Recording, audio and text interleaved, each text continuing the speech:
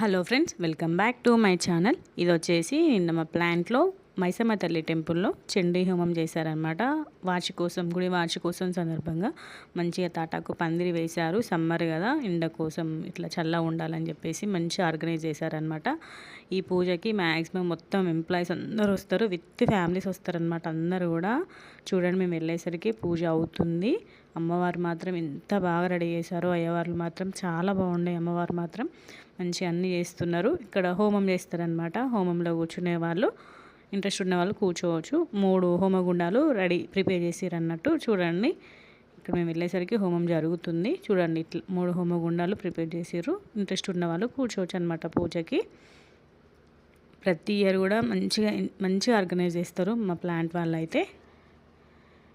మేము వెళ్ళేసరికి పూర్ణాహుతి జరుగుతుంది. ఇంకా వీడియోస్ రాబోతుంది. మన ఛానల్ ఎవరైనా సబ్స్క్రైబ్ చేసుకోకపోతే ముందుగా వెళ్ళి సబ్స్క్రైబ్